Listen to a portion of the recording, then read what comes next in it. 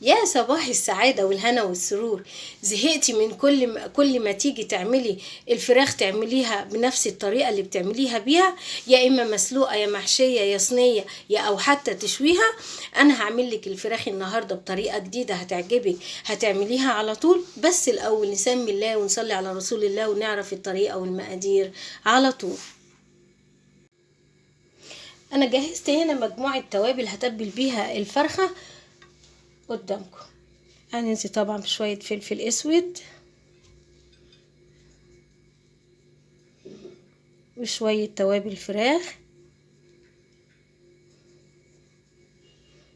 وبابريكا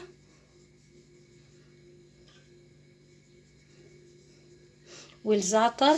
طبعا الزعتر يا ريت تفركيه وانت بتستخدميه، الله هتطلع الريحة معاكي هتقلب الدنيا. على طول هقلب كده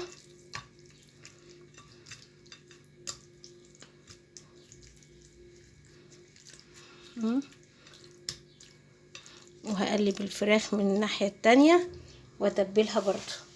هستخدم ايدي الناشفة بقى عشان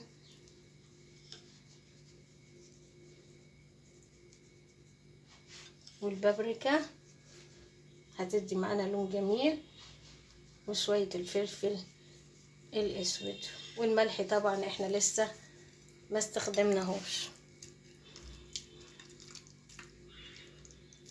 هقلب نحط ملح كمان على الناحية التانية.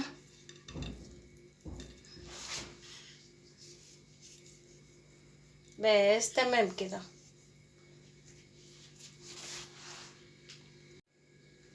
بعد ما دبلت الفرخة معايا هنا دقيق معلهوش اي توابل، دقيق بس هبتدي اعفر الفرخة بيه من كل ناحية.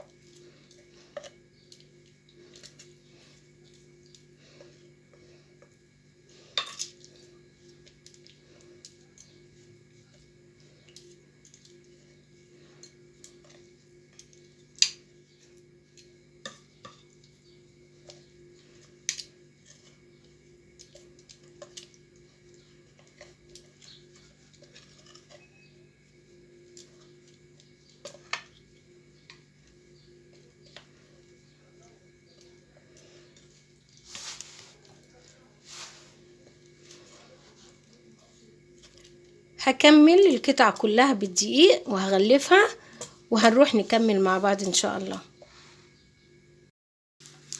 خلاص انا الزبدة والزيت سخنوا معايا على البوتاجاز. هنزل على طول بقطع الفراخ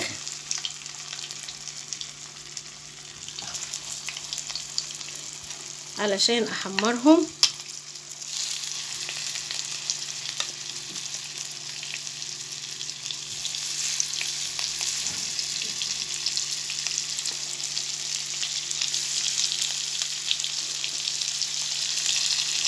النار لازم تكون معايا عالية عشان قطع الفراخ تتحمر وما تنزلش المية بتاعتها.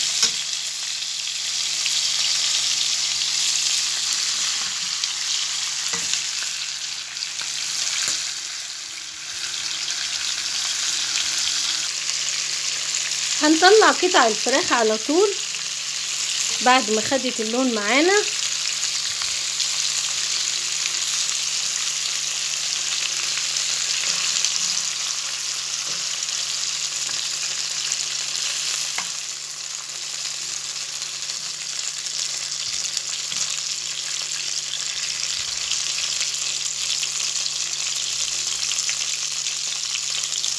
وهشتغل على طول في الطاسة مطرح الزبدة والزيت وهكمل معاكم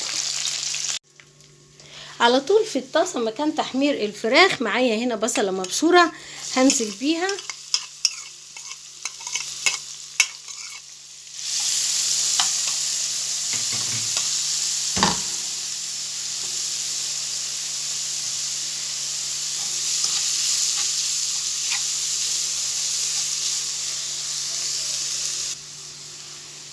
انا يا دوبك بشوح البصلة ما بحمرهاش. تدبل معانا. على طول هضيف معلقة توم وهقلب برضو.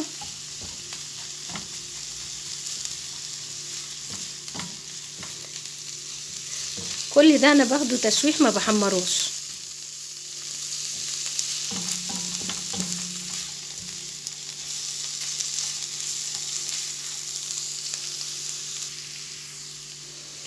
خلاص كده اهو التومه والبصله دبلت معايا. هنا معايا صويا صوص، هضيف شويه على البصله وهقلب.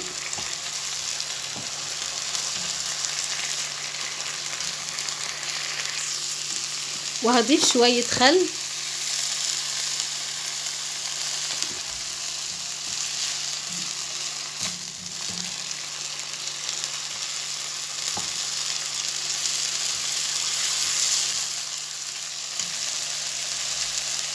ومعلقه صلصه معانا.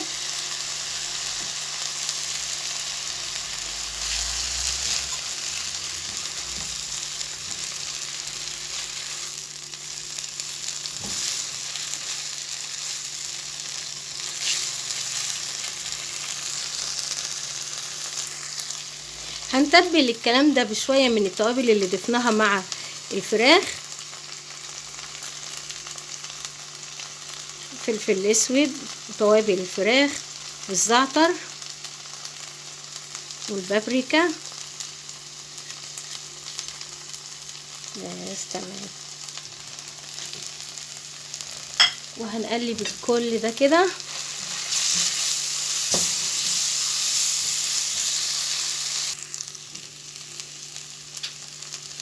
على كل دوا انا هضيف نص كوبايه ميه.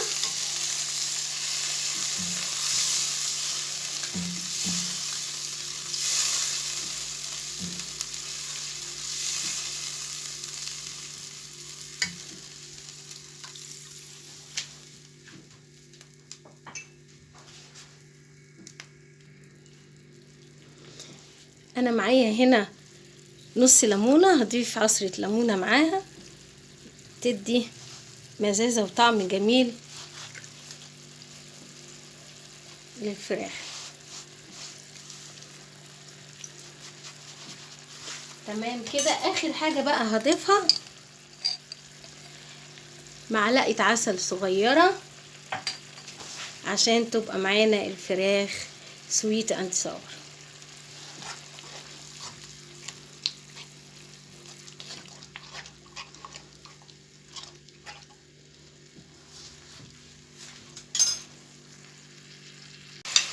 خلاص لما الصوص ابتدى في الغليان هبتدي ارجع قطع الفراخ في الطاسة تاني عشان يكمل سواها.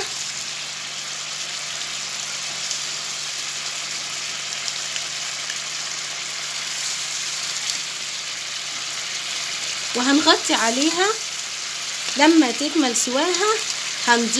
هنقوم واخدينها حاطينها في فرن البوتاجاز وناخد الوش بتاعها. طبعا الصوص اللي منزلاه ده وبنضيفه كله. خلاص هنغطي عليها بقى وهنسيبها تستوي وهنكمل مع بعض ان شاء الله. خلاص الفراخ حطيتها تحت الشوايه خدت لون وبقت جاهزه، وهنروح نشوف التقديم مع بعض. هنقدم الطبق مع بعض. هنجيب الطبق ونحط شويه صوص من اللي كان مع الفراخ ونحط الفراخ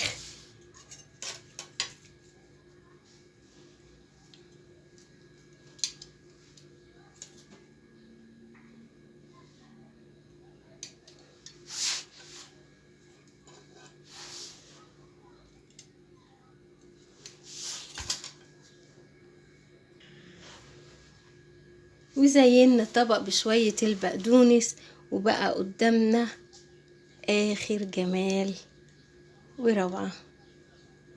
يا رب طريقتي تعجبكم وتقومي وتنفذيها وتعملي لي لايك وتشتركي في القناة وتسعديني بأحلى تعليق.